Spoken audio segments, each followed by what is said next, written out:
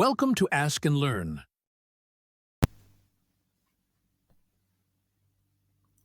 To start this problem, we have the concentration of C, and we're going to find the rate of reaction, which means we're going to find the derivative of this.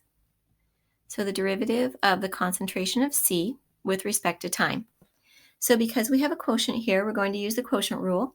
So we have the bottom, AKT plus 1, times the derivative of the top, A squared K, minus the top, A squared KT, times the derivative of the bottom, AK, over the bottom squared, AKT plus 1 squared.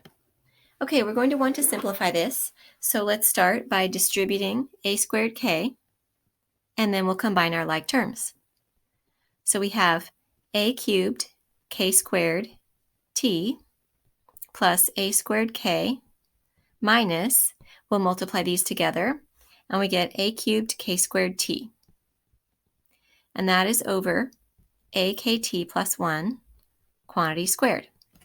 Notice that we have opposite terms here that we can cancel. So let's look at what we have now. We have that the derivative of the concentration, so the rate of reaction, is A squared K over AKT plus 1 quantity squared. Okay, we'll move on to part B. In part B, we're replacing the concentration of C with an X, and we're going to show that the derivative of that is equal to K times A minus X quantity squared. So that would mean that we're showing that this quantity here is equivalent to the answer we just found for part A. Now remember that the concentration of C was given earlier in the problem as A squared KT over AKT plus 1.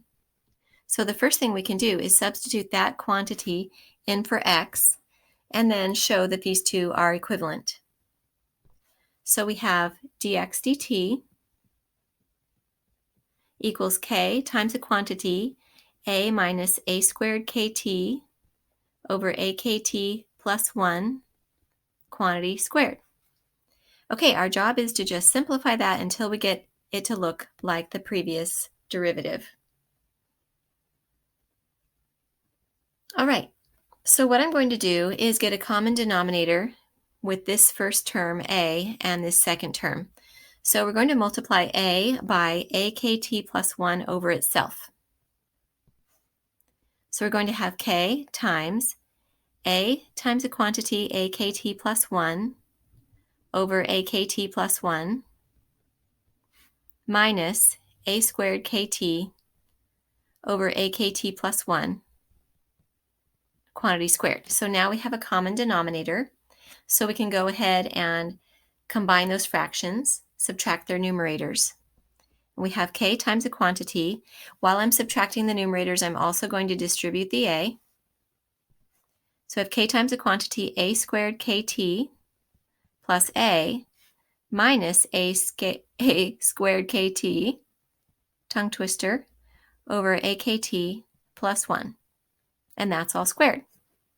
Now, look at what happens when we cancel the A squared KT and the minus A squared KT. So all we have left for the numerator inside the fraction is A. And notice that that will be squared. So that means we have K times A squared over AKT plus 1 squared. And that is exactly what we were hoping to show. That matches our answer from part A.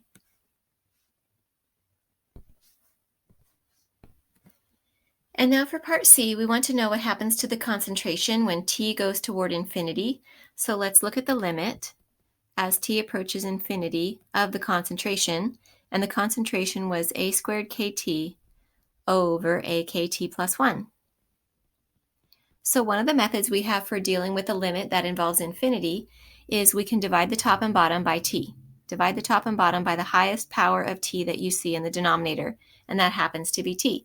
So really what we're doing here is just multiplying by a special form of 1. And we get the limit as T goes to infinity of A squared K over AK plus 1 over T. Now let's imagine T going to infinity. So the numerator is just a number, and the denominator is a number plus 1 over infinity. And 1 over infinity is essentially 0. And so this part here is basically 0. So what we're getting at then is the limit is going to be whatever a squared k over ak is. And we can definitely reduce that. Let's divide the top and bottom by a and by k, and all we have left is a. So as time goes toward infinity, the concentration is approaching a value of a.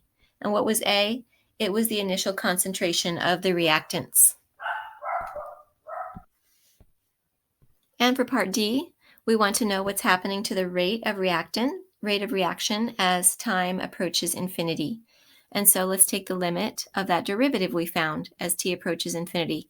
So that would be the limit of a squared k over akt plus 1 quantity squared. All right, so this time there's no t on the top, so let's just imagine what happens if t goes toward infinity. That makes the denominator exceedingly huge. We have basically infinity on the denominator, and any number divided by infinity is just going to head towards 0. So what's happening over time is that the rate of reaction is going towards 0. In other words, the reaction is ending. And that's pretty much what part E is asking about, is what do these two limits tell us? They tell us that over time, the concentration is approaching the initial concentration of the reactants. Concentration of C is approaching the initial concentration of A and B.